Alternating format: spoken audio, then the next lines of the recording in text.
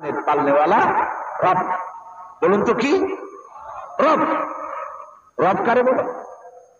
রব শব্দের অনেক অর্থ আছে, কিন্তু এইখানে রব শব্দ ব্যবহার করা হয়েছে প্রতিপালনকারী অর্থে। লালনকারী, প্রতিপালনকারী। আমি অনেক অর্থের দিকে যাব না।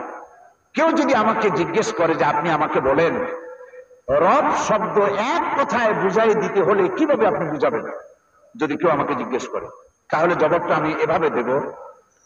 রব বলা হয় তাকে, খুব লক্ষ্য করুন, যাহার যখন যে জিনিসের যতটুকু প্রয়োজন তাহাকে তখন চাহিবার পূর্বেই যিনি তার প্রয়োজন মিটিয়ে দেন তার নাম রব। চাইবার আগে প্রয়োজন মিটান, তার নাম রব। তিনি প্রতিপালনকারী। তিনি শুধু সৃষ্টি করেন না, বলে থাকি রব শব্দের অর্থ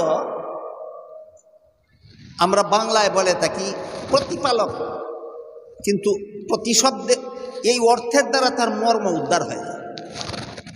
রব শব্দের মর্ম হলো যিনি জগতের সকল কিছুকে ক্রমান্বয়ে প্রতিপালন করতে করতে তার লক্ষ্যবস্তু পর্যন্ত পৌঁছে দেন, তাকে রব বলা হয়। এক কথায় যিনি সকল চাহিদা পূরণের মালিক।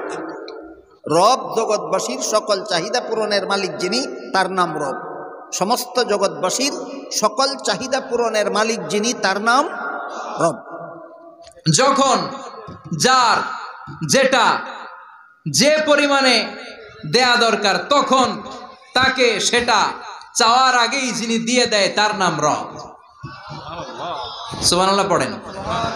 যখন যাকে যেটা যতটুকু দিলে চলবে তাকে তখন সেটা ততটুকু যিনি ফরিয়াদ করার আগে দিয়ে দেয় তার নাম রব। হে প্রতিপালক, এই নামের প্রথম আমল হলো যে ব্যক্তি সদা সর্বদা ইয়া রব এই নামের জিকির করবে, রিজিকের জন্য তার আর কোনো চিন্তা করতে হবে না, সে অপুরন্ত সম্পদের অধিকারী হবে। সুবহানাল্লাহ, সুবহানাল্লাহ।